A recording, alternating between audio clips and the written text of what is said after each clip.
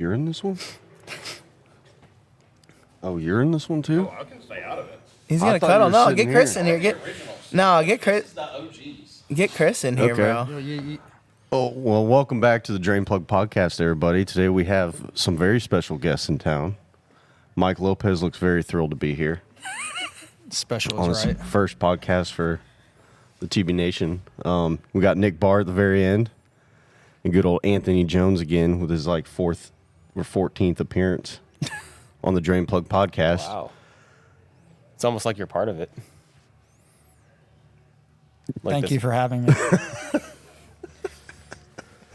Well, either way, getting everybody together in one room is not always the easiest thing to accomplish. So we got everybody here, and we're down in Georgia. And how was everyone's flight in? You know, I hate flying. That being said, it was all right. Oh, Mike loves Georgia. Did you win any of the gambling slots in Vegas? no, dude, that's terrible that they have that there. It is pretty bad. Like, you got Just hosed waste the your whole life weekend, away. didn't win nothing, and then they just try to take the last little bit of your money from degeneracy Right before you leave. right before you leave. Yep. Clear you out. You can still lose your ass in the the airport before you leave. That's all right. Mike and I are headed back to our human lizard cages of the desert here shortly. So Yeah. What's the water conditions out there in El Paso? dry, very dry. Water. There's What are you no talking water. about, People think the Rio Grande in El Paso is like a real river that like people swim across to come to the United States. No, it's a drainage ditch that's dry like 9+ months out of the year. So down by Brownsville and like South Texas, it's actually a river, but up where I'm at, it's more of a drainage ditch. So very dry, very dry. Dang. Mike actually lives in the desert but has lots of water. Mike has beautiful like tropical water everywhere with big Trees and stuff like trees that. and giant red ear sunfish and It's a life hack. stripers. It's a life It's hack. a life hack to live in the desert next to water. He lives in the oasis. You're gonna have to help me, bud. Yeah, Anthony, where's your Keep glowing this personality going, going, yeah. man? Come on. You're a little. It's I too feel like- early I for feel- you, I huh? feel Anthony's a co-host here. feel like it's so hard. It's so hard without Chris here. Chris is the natural podcast talent. He's He's a the good beard. talker. The beard just flows with questions. So, what do you guys want to talk about? What's a good topic? I mean, Nick, you're kind of clamming up too, dude. You hardly Yeah, ever normally- clam up. No, well, Mike told me to not commandeer the situation here and stay quiet. So I'm You know what? I'm sitting in my corner over here. I do want to talk about this. I only have half a piece of hydroturf over here for my elbow. Okay. What are you doing? Turn that off. Does I it don't work? I don't know. We don't know. What did you just do? Turn It's, it off. I think it's sound effects, but we're not wearing our headphones. Turn it off. It's not still going, is it? Yeah. Well, I mean, now you can use these. There you go. Okay. Oh, all right. Here, this is Well, here, much put them better. on. If they Yeah, fit, then we can put them on. this works. Right. Your red is right. And we don't have to listen to the guys wrenching on a car behind there. Yeah, that's true. All right. Well, I think we should dive into Nick a little bit, to be honest with you, because a lot of people probably don't know much about Nick or where he came from or his background in this industry at all. It's true. The life story. Yeah. Well, I did know my dad. Luckily. Sorry, Anthony.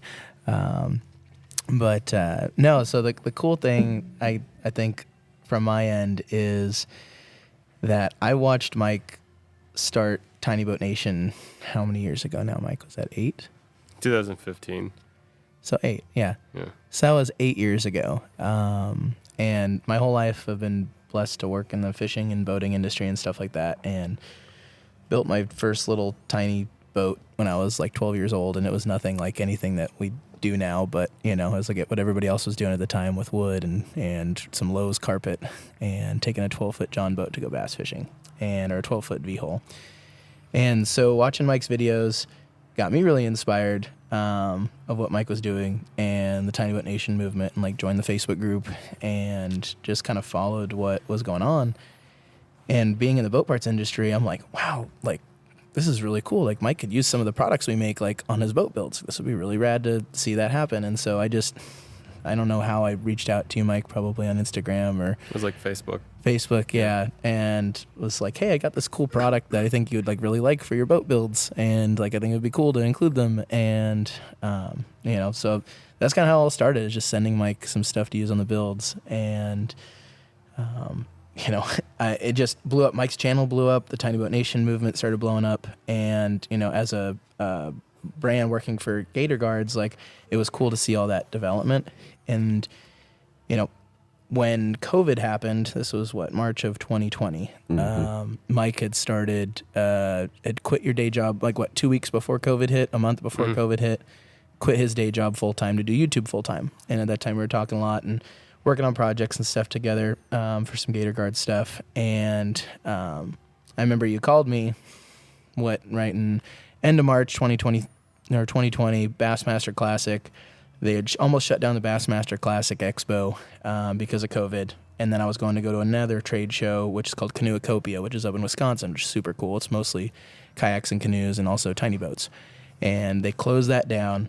And I think I was probably talking to Mike when I was in the airport in Madison, Wisconsin. And, I think he called me and said, this is just crazy. I just quit my day job and to do YouTube, and now the world's, ending. And at that point, nobody knew what the heck was going to happen. Right. And so I just stayed up late at night thinking of ideas that, we could do I was like, I'm not going to be traveling for work. All my trade shows are going to be gone. And let's build something together because this is really cool. And I really admire Mike and what Mike had done with Tiny Boat Nation. And it's why don't we start up a parts business and support the community that already has been created with parts and accessories and stuff to be able to help people build their boats. And so that background, my background on the business and e-commerce and parts side, and then obviously what Mike had built with Tiny Boat Nation, and then also the whole crew that I didn't even know about at that point, Ryan, you, and Nate, all these people in the Die Hard group, and this community that I kind of just stepped into. I've been watching from afar, and then kind of jumped into. And at that same time, it was the same spring, Mike, was when Nate kind of decided that he wanted to step away from the I think wood it was mill. the month that No, COVID happened. Yeah. I It was believe. Nate wasn't going to do it, and then his job sabotaged him, and he called me the next day. He's like, maybe we'll. So that's what happened. Yeah, but that was all around the same time as we were like, hey, let's put this together in an e-commerce business and and do that. And so it was honestly, I just think God's blessing and favor to have everybody in this group that randomly just organically kind of happened to start that. So and then it's been 3 years since, and I have a 2-year-old little boy that I quit my day job when my company that I was working for got bought out, and my little boy was about to be born, and Tiny Boat Nation had gotten big enough where I could do it full time, and just man. So it's just been absolutely kind of batshit crazy for the past 3.5 years, so 4 years now. Been a nonstop grind. Yeah, so man, it's been a huge blessing. But it wouldn't have all happened if it wasn't for Mike and you, Ryan, and the stuff that was already organically there, going on 8 years now, to where we are now. So I'm Pretty rebuilding crazy. my boat now, and I went back to all my old videos to screen record to kind of do a lead up to the story of this rebuild, Yeah. and that was terrible. That was so hard to watch.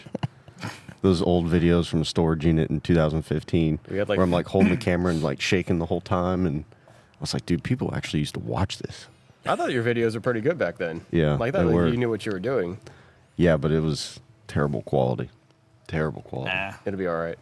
it was I good. took most of my old videos down too.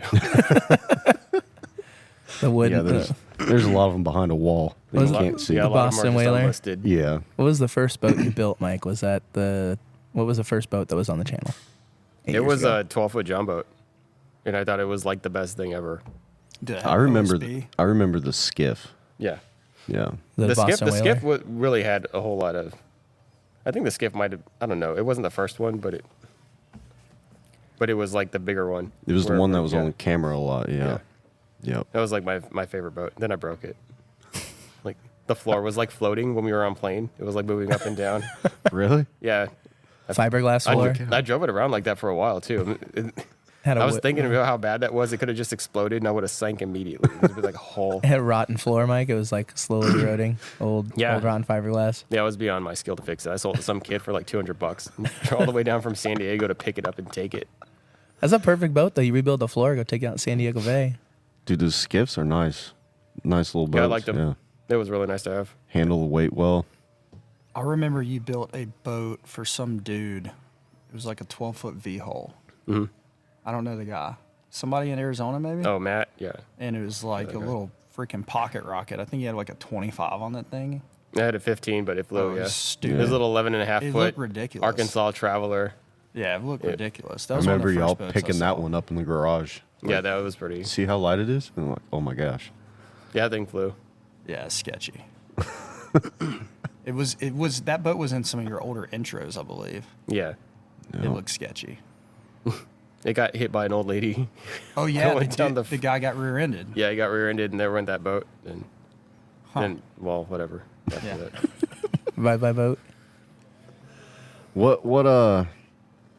So you did mention a little bit about gator guards, Nick, but before that, prior to that, what got you into fishing? And So I grew up on a lake as a kid. My parents got divorced, and we had to sell the house. And nobody in my family is an outdoorsman.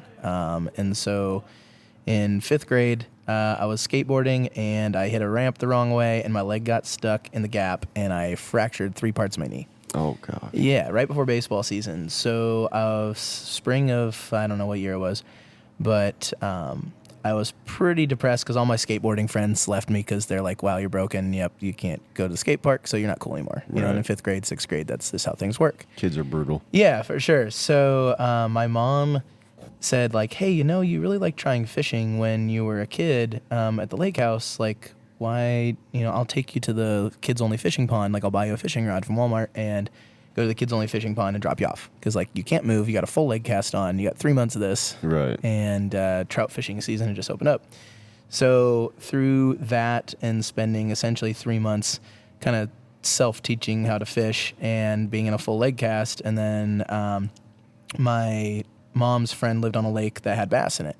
And so I was in a full leg cast, fished on one of those little docks, and it was during spawning season. There was like a 6-pound largemouth sitting right next to the dock, and I had no clue what the fish was, whatever. And I had like 6-pound test line, a little worm, and I hooked that 6-pound bass. And that thing took me in and around all those docks, and I'm surprised it didn't break the line. And I got it all entangled, and like I'm literally in a full leg cast trying to hobble around this stupid dock, trying to chase this big bass. And I get it just up to the dock and like get it to the line, and I don't know what I'm doing. It looks scary. It's got the huge, you know, big mouth, and like I've saw it on TV on Bassmaster where they grab it by the mouth, and I'm like scared, you know, scared crapless to grab this thing in 6th grade. And I tried to pull it up just by the fishing line, and it breaks. And like fish goes back in the water, swims away, and your I'm heart like, gets dude, broken. I'm bawling. I'm like just absolutely crying, and I'm like, that was the coolest thing ever, Yeah. and also completely sad. But ever since that time, that was like, dude, this is what I want to do with the rest of my life. Like, I want to fish. And so just through that, and you know, that fishing experience, and then like all the sports I played kind of fell away except for football.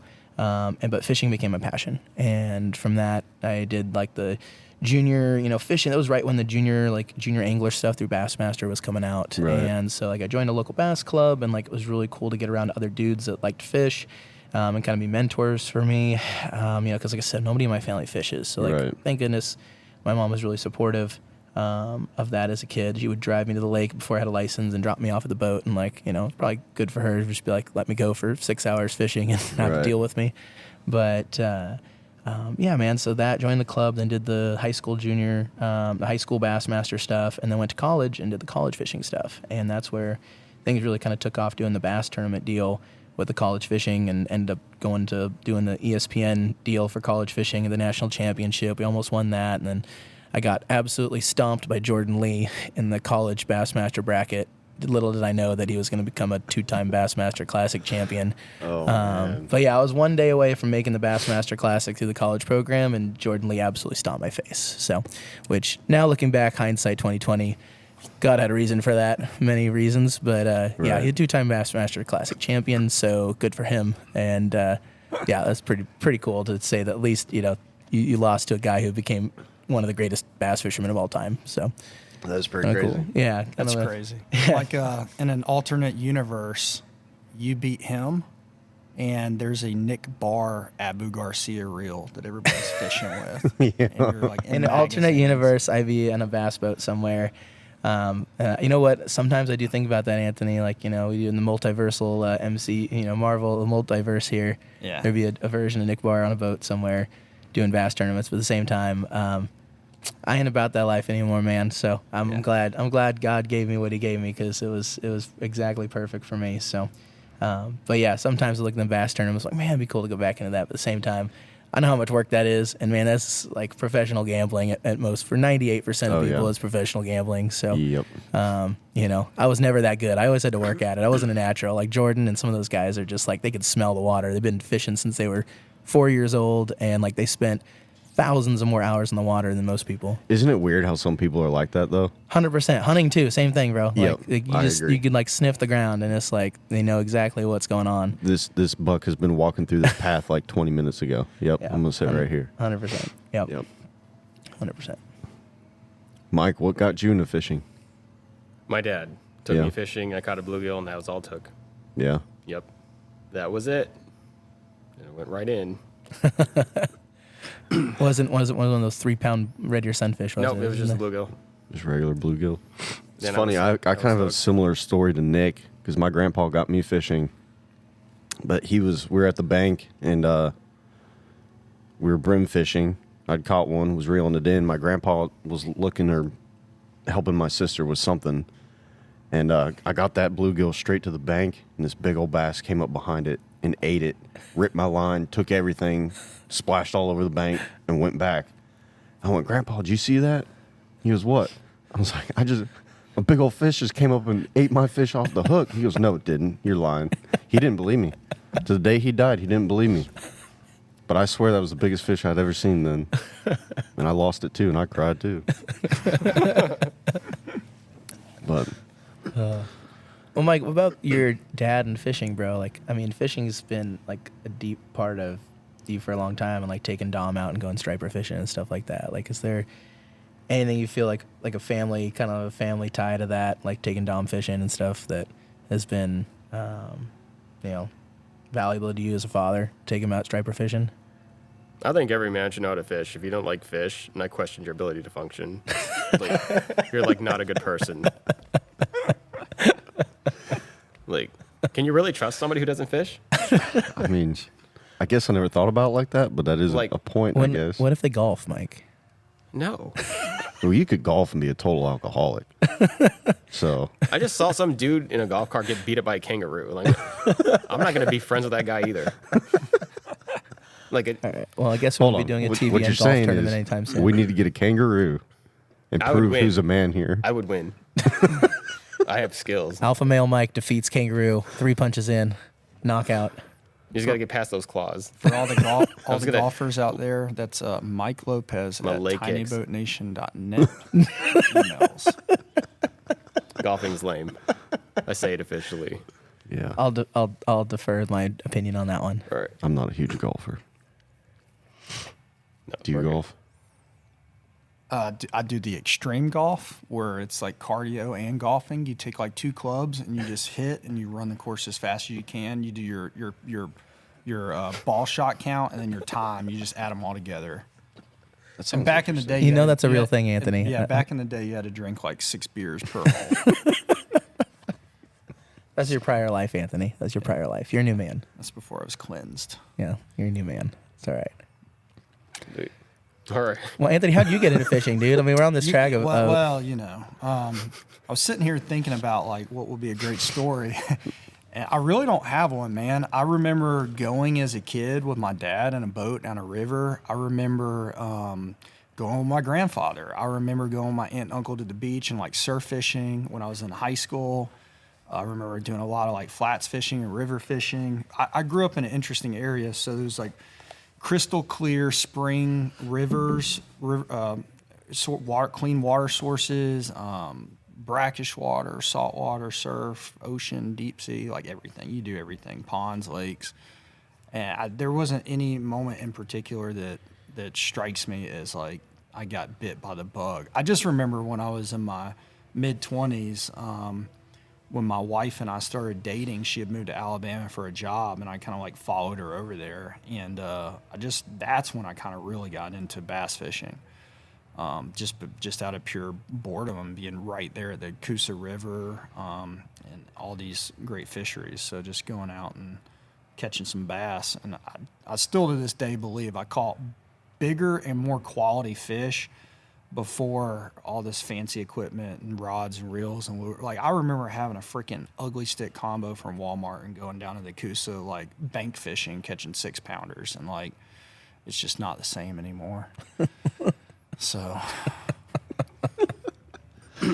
well, since we're on this whole like starting the fishing story thing, Mike, I want to learn more about in all honesty, like I don't quite know the origin story of TBN when you first started the channel. Okay, it's very simple.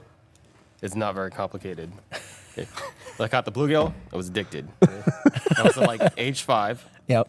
So all the way into my adulthood, it came, but I was broke. I wanted a bass boat, but I was broke because I was a social worker and it was the most beta male job ever, right? It pays you no money. Stupidest job. Don't do it, right? Especially if you're a dude. Well, so then I saw on YouTube that you could build a bass boat, and it looked pretty achievable. I was like, I could do that. That's not hard. And so I did. And it was pretty terrible. And it was still better than most things out there. It got you on the water. so you're saying the YouTubers make it look easier than it really is? Yeah, there's probably a lot that's cut and edited out. Yeah. Yeah. There's a lot that's cutting it out. And then I just kept, it was a constant perfection thing. After I built one, I was like, well, this could be improved. And then like I found out I should have probably been in the trades and not in stupid college wasting my time. And that was like a big eye opener because then like I figured I was good at building stuff, and that's made me tremendously more money than stupid college. And money's not everything, but here at TBN, we put it right up there with breathing. Thank you. Got to pay to play, man. Got to pay for that boat gas. Yeah. What's your most, maybe not necessarily your favorite build, but one that kind of is the closest to your heart? Closest to my heart. Yeah. Mike doesn't have a What heart. What is this? What kind of beta There's question no, is Okay. yeah, that? there's no heart. There's In no that heart dark beating part in there. of your chest where there should be a heart, what boat sits there? Oh, mine. Your boat? The Yeah. specific Whose your- else's your would it current be? one? No, So but your that'd be current- the 16-foot DV? Yeah. Okay. That is a pretty rad boat, especially since you put a bigger motor on it. It's definitely a rad. It's currently ripped apart. And it's an empty shell. Yeah. Just like Mike's heart.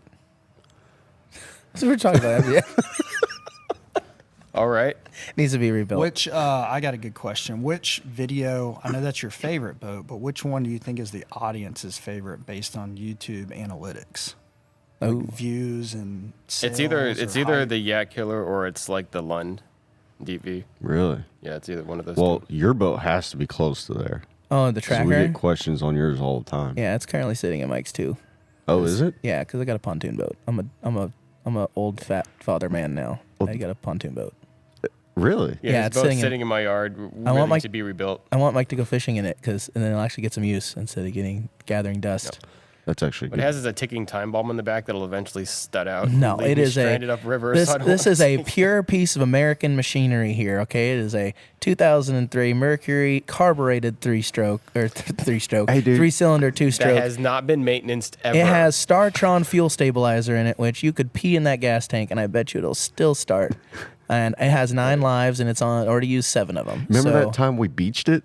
Yes, we did in the river, in the Havasu River. I saw that. We beached it. We I needed was to get wondering out what and you guys push. were doing. Dude, we were cruising. Yeah. Hair in the wind, everything. And boom, just stopped. Yeah, This that'll is, happen. this is when Ryan had long hair, by the way. It was. This Yeah. is Ryan was a cross between Dale Earnhardt and Thor. Yeah. Like they had a baby Yep. in Ryan Georgia. Ryan had long hair before Milliken. Yeah, but it was never as long as Milkins is. Yeah, we can't all fish as good as Milliken either. So It's Hey, true. hey, but listen here, man. You got a pontoon boat, and what the wife doesn't know is in Georgia, guys like you and I that are dads that get these old beat up boats. You know, they think you're not in this fancy glitter rocket riding around. You're in a pontoon, but really, dude, the pontoons around here are called poontoons. And there's a reason why. They make the family happy. They make the wife happy. Can't complain about that. After she rode in the bass boat on 4th of July and all them waves and holding Luke at 6 months old, she pretty much made it dang clear that I'm never getting laid again unless we buy a pontoon boat and get rid of the bass boat. So, and we're never going to the lake again unless I get a pontoon boat. Which actually, the pontoon boats are pretty freaking rad. I gotta say that. There's definitely. You got a little fire pit on it or anything? I should, man, for winter, but I need to get the trolling motor on there. I need to get the auto boat on there and do some crappie fishing or something up at the lake. What you need to do is have the Florida. Have you seen that guy that did Florida camping? No. But instead of building a fire, he put dry ice in the fire pit. What? And they, instead of cooking s'mores, they cooked popsicles. I got you. Dude, I should do that in the middle of summertime in El Paso, or take it Right. over to Mike's in Havasu and do that, because that's the right way to do it. Reverse fire pit camping. Dude, Yep. we need to, for all the college football guys like me, we need to do like a blend best of both worlds. Like you could take the wifey and the kids out on the pontoon, all right, and then we somehow get like, I don't know, some sort of couple hundred amp hour batteries, a power inverter, like a flip up 42-inch TV on some sort of being able to stream the game, and then do like a Blackstone grill station on there.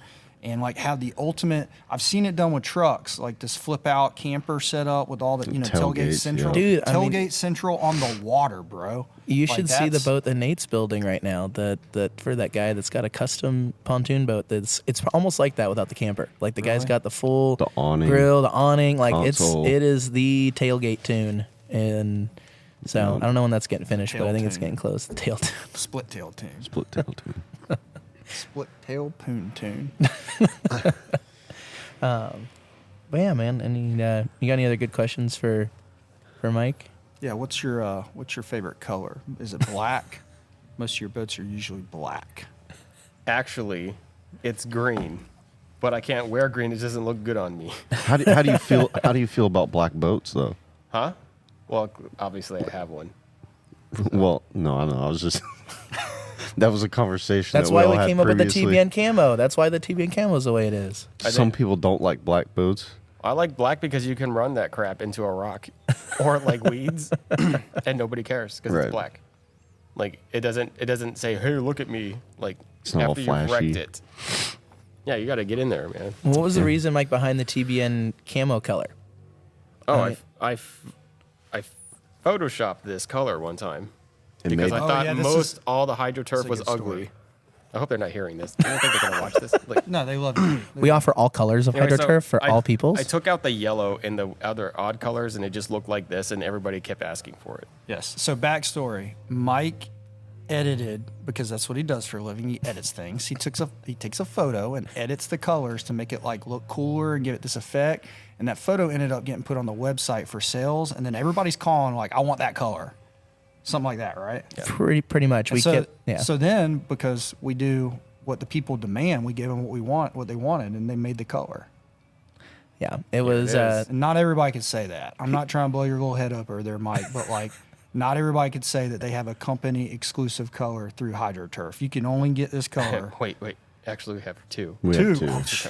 And I like the old one better, in my opinion. Yeah, you're just because you're weird. This But is anyhow, way better. it's pretty cool. Yeah, well, this is more towards what the actual original Photoshop picture looked like. But yeah, we were getting phone calls left and right. That where's this color on the website? I'm like, what color are you talking about? And the picture, I'm like, that doesn't exist. That's Photoshop. So yeah, so we made it happen. So yeah, dark and light now. So you got two options. And every phone call came with a message in a group chat saying either make this color or get this photo off the site. Website. Stop having people calling.